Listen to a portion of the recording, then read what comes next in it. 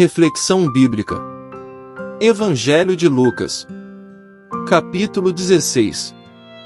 Lucas 16. O administrador infiel, o rico e Lázaro.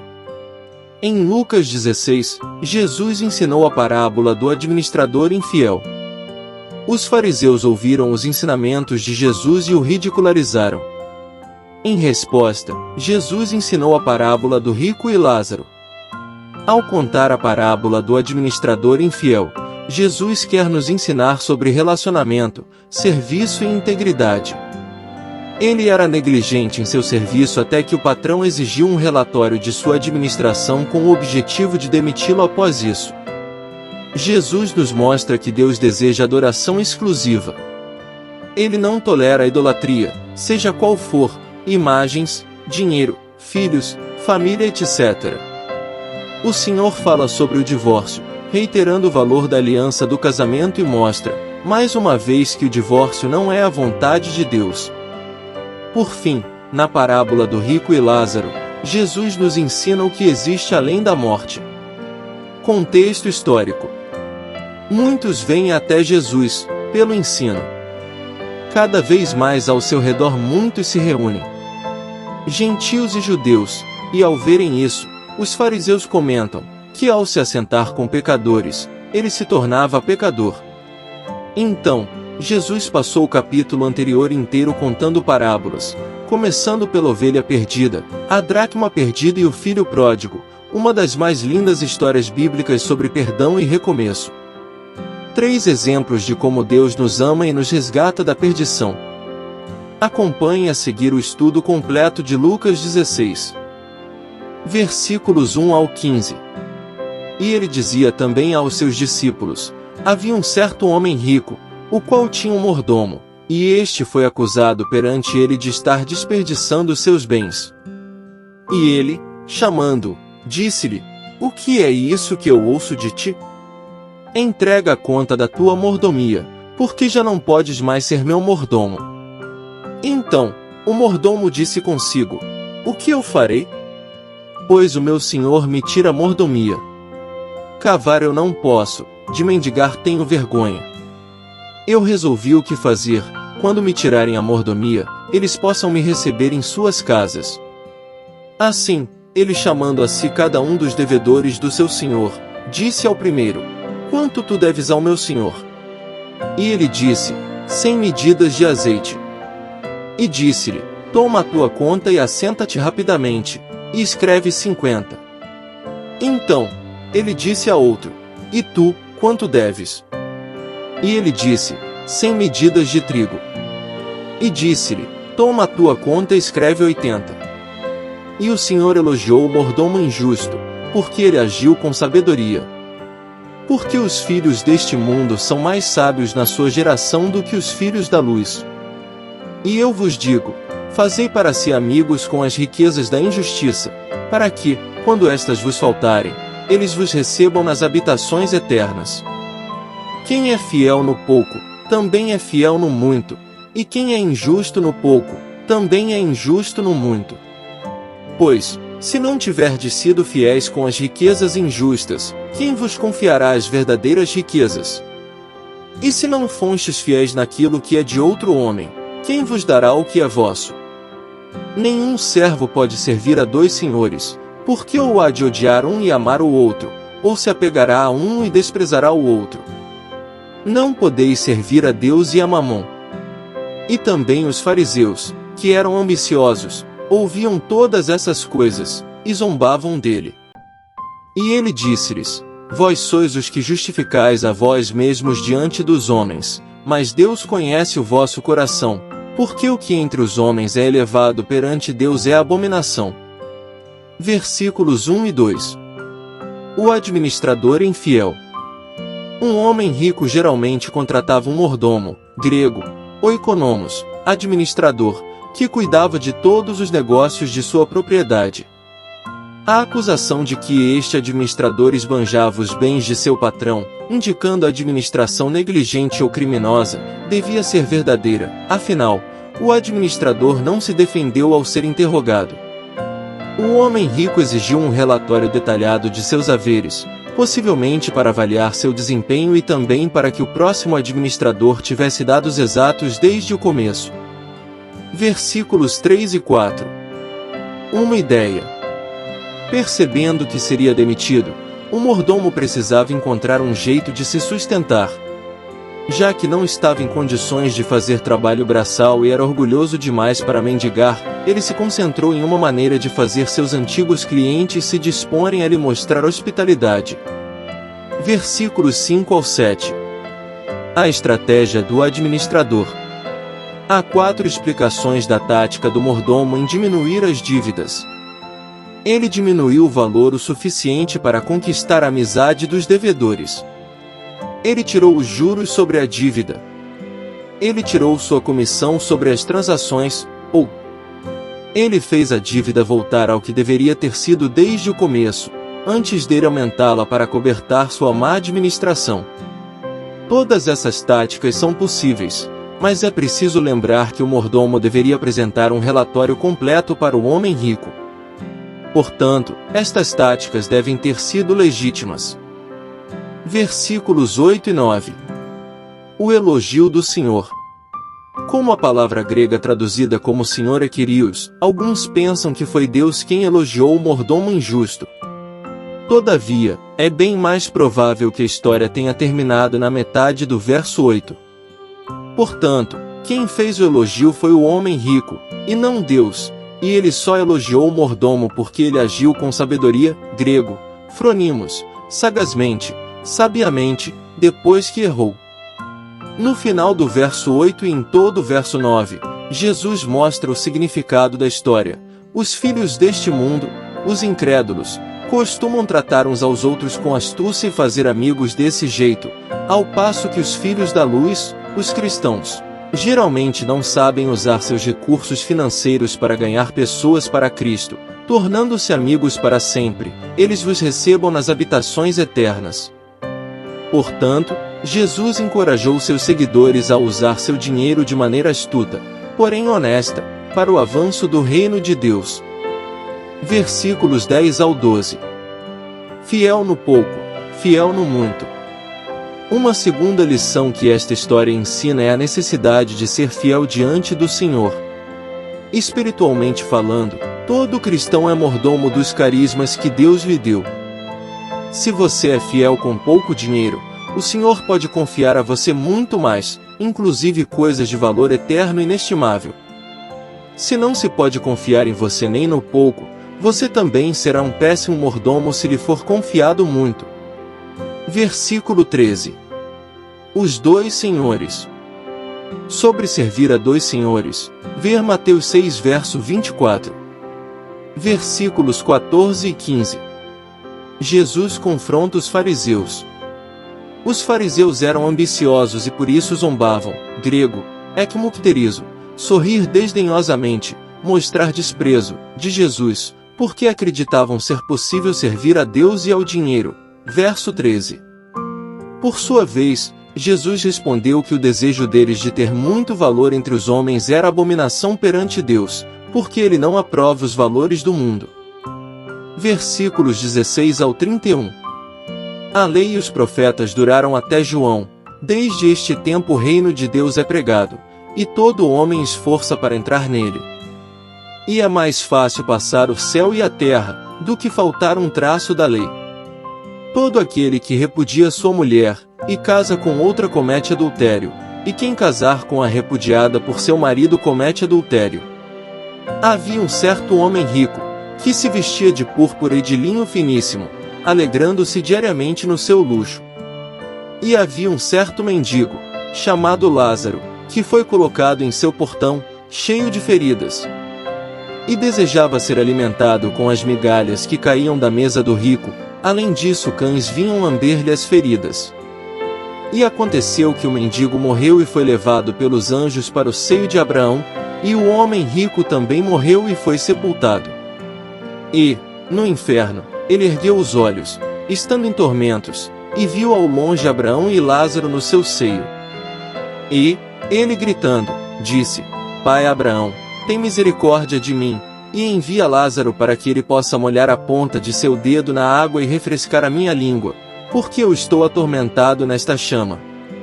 Mas Abraão disse: Filho, lembra-te de que em tua vida recebeste os teus bens, e Lázaro de igual modo as coisas ruins, mas agora ele é confortado e tu atormentado. E, além destas coisas, está posto um grande abismo entre nós e vós, de modo que os que quisessem passar daqui para vós não poderiam, nem tampouco os de lá, passar para cá. Então, ele disse: Eu suplico, pois, ó Pai, que tu envies à casa de meu pai. Porque eu tenho 5 irmãos, para que lhes dê testemunho, para que eles não venham também para este lugar de tormento. Disse-lhe Abraão: Eles têm Moisés e os profetas, que os ouçam. E ele disse: Não, pai Abraão, mas, se algum dos mortos fosse até eles, eles se arrependeriam. E ele disse-lhe: Se eles não ouvem a Moisés e aos profetas, também não serão convencidos, mesmo se alguém ressuscitar dos mortos. Versículos 16 e 17. As boas novas. A lei e os profetas é uma forma de se referir a todo o Antigo Testamento. Verso 29.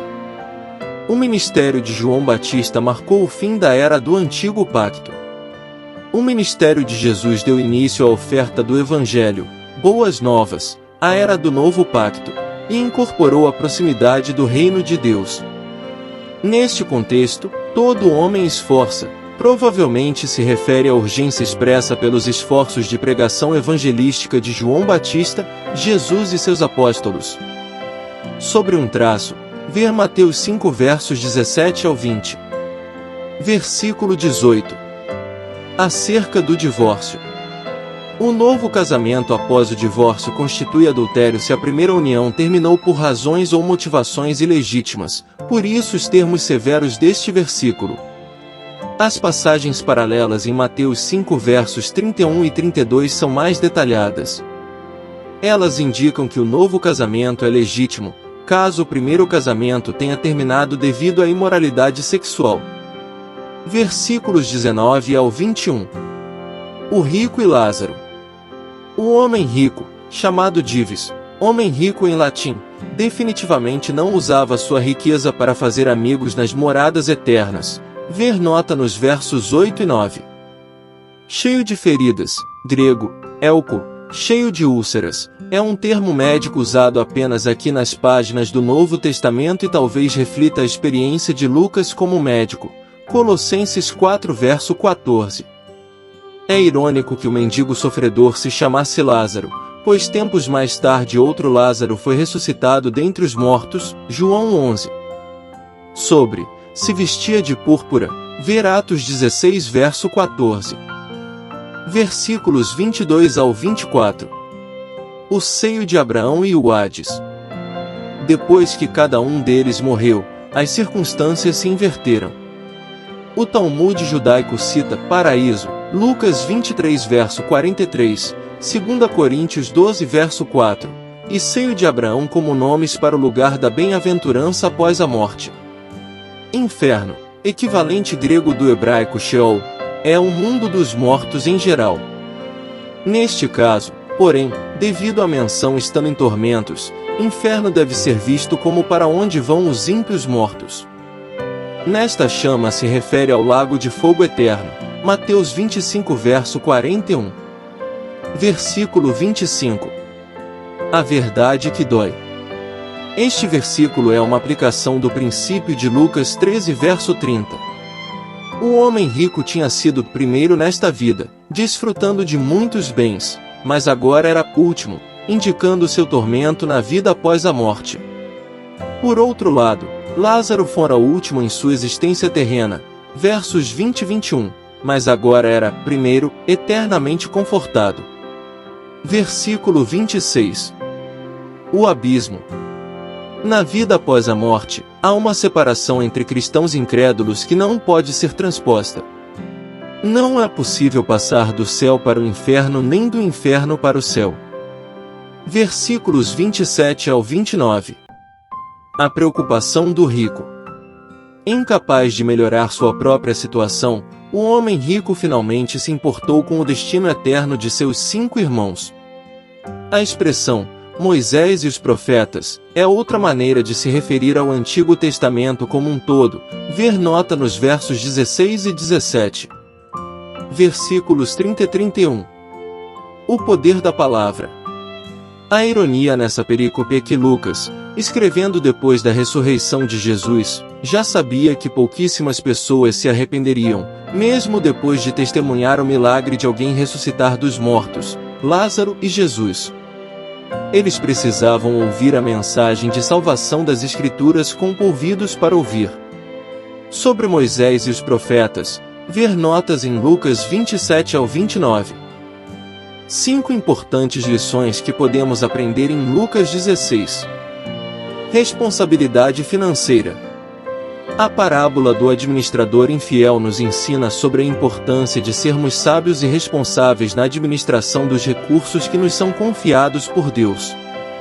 Isso inclui não apenas o dinheiro, mas também nossos talentos, tempo e oportunidades.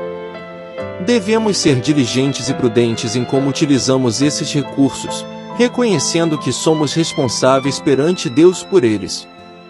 Fidelidade nos pequenos detalhes. O relato do administrador infiel destaca a importância da fidelidade nos detalhes menores da vida. A maneira como lidamos com pequenas responsabilidades revela nosso caráter e determina nossa capacidade de sermos confiáveis em questões maiores. Jesus enfatiza que ser fiel nas pequenas coisas pode levar a maiores responsabilidades e bênçãos. Escolhas eternas. A parábola do rico e Lázaro nos confronta com a realidade da vida após a morte, ressurreição quando da segunda vinda de Cristo, e a importância de fazermos escolhas sábias e eternamente significativas durante nossa vida terrena. O destino eterno de ambos os personagens na parábola destaca a necessidade de priorizarmos a salvação e a comunhão com Deus acima de qualquer riqueza ou conforto terreno. Prioridades corretas. Jesus ensina sobre a importância de colocarmos as prioridades corretas na vida. Devemos valorizar as coisas espirituais e eternas acima das temporais e materiais. Isso significa buscar em primeiro lugar o reino de Deus e sua justiça, confiando que Ele cuidará de nossas necessidades físicas e materiais. Não servir a 2 senhores. A passagem nos lembra que não podemos servir a Deus e ao dinheiro ao mesmo tempo. Somos chamados a fazer uma escolha clara sobre quem será o verdadeiro Senhor de nossas vidas. Servir a Deus implica em dedicar nossa vida, recursos e lealdade exclusivamente a Ele, renunciando qualquer forma de idolatria ou busca por segurança e satisfação nas riquezas deste mundo. Conclusão. Concluindo, no final da parábola do administrador infiel, vemos que ao receber o relatório e ver como se saiu bem, o Senhor o elogia por seu bom trabalho. O ensino final de Jesus nos mostra que devemos ser criativos no evangelismo e a usar nossos recursos para desenvolver relacionamentos e testemunhos de fé. O Senhor também nos ensina sobre a coerência. Quem é fiel no pouco é fiel no muito, ou seja, quem você é hoje não muda com o aumento dos bens. O que acontece é que o seu eu de verdade fica em maior evidência. Nosso coração deve ter um único altar e deve ser ocupado pelo Senhor. Não há como ser fiel a Deus e ao dinheiro, a expressões, filosofias mundanas ou a qualquer outra coisa. Ou adoramos só a Deus ou somos idólatras. Ele ensina também que um casamento onde há adultério, ou violência, ou qualquer forma de abusos, pode ser rompido a qualquer momento, pois a vontade de Deus sobre qualquer aspecto é a preservação da vida e da integridade. Se não for por isso, o divórcio é odiado por Deus. Sobre Rico e Lázaro, aprendemos que as condições deles aqui na terra não determinaram o destino após a morte. A riqueza do rico não pode salvá-lo e a pobreza de Lázaro não o privou do céu. Outro ponto muito interessante é que não há possibilidade de comunicação entre os vivos e os mortos. Veja o que diz em Eclesiastes 9 verso 5, porque os vivos sabem que hão de morrer, mas os mortos não sabem coisa nenhuma, nem tampouco terão eles recompensa, mas a sua memória fica entregue ao esquecimento. Portanto, questões sobre espiritismo, reencarnação, psicografia e outras práticas não são obras de Deus. Graça e paz por parte de nosso Deus e Pai, e de nosso Senhor e Salvador, Jesus Cristo, estejam sobre nossas vidas.